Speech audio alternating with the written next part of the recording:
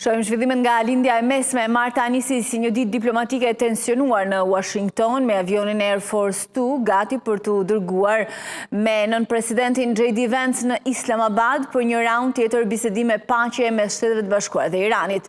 Disa orë më vonë, avioni ende nuk ishte nisur dhe negociatat u shtyn.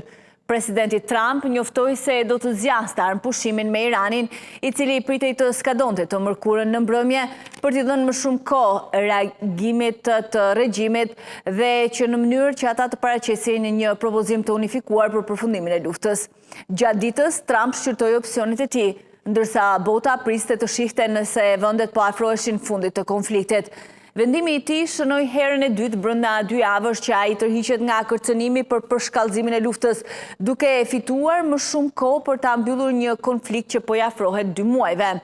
J.D. Vance nuk e shpalli kurrë zyrtarisht udhëtimin e tij për në Islamabad, duke lënë Washingtonin në pasiguri. Po ashtu, Irani nuk u zotua zyrtarisht të merrte pjesë në bisedime, duke vënë Shtëpinë e Bardhë në një pozitë të vështirë për të vendosur nëse duhej të dërgonte Vance pa pasur garanci se Teherani do të paraqitej në tryezë.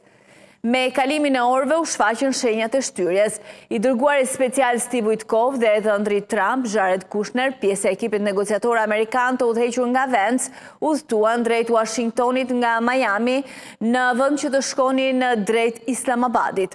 Pak më vonë, Vance shkoi në Shtëpinë e Bardhë për takime politike, ndërsa presidenti dhe këshilltarët e tij të lartë diskutonin hapat e radhës. Në fund, Trump njoftoi zgjatjen e armëpushimit në Truth Social, platforma e tij e preferuar për përditësim mbi luftën që nga fillimi i saj në fund të shkurtit. Ai tha se vendimi u mor me kërkesë të Pakistanit, i cili ka ndërmjetësuar bisedimet mes Teheranit dhe Washingtonit. Bazuar në faktin se qeveria e Iranit është e përçarë rënd, jo në mënyrë të papritur dhe me kërkesë të Asim Munir dhe kryeministrit Sharif të Pakistanit, na është kërkuar ta shtym sulmin ton ndaj vendit të Iranit deri në kohën kur udhëheqësit dhe përfaqësuesit e tyre të mund të dalin me një propozim të unifikuar. Prandaj unë kam udhëzuar ushtrin ton të vazhdoj blokadën dhe në të gjitha aspektet e tjera të mbetemi të gatshëm dhe të aftë dhe për këtë arsye do të zgjasim armëpushimin deri në kohën kur propozimi i tyre të paraqitet dhe diskutimet të përfundojnë në një mënyrë ose në një tjetër, bazuar në faktin se qeveria e Iranit është e përçarë rënd, jo në mënyrë të papritur dhe me kërkesën e Pakistanit është vendosur të bëhet kjo shtyrje, njoftoi Donald Trump. Vlen të theksohet se këtë herë Trump nuk specifikoi sa do të zgjasë armëpushimi.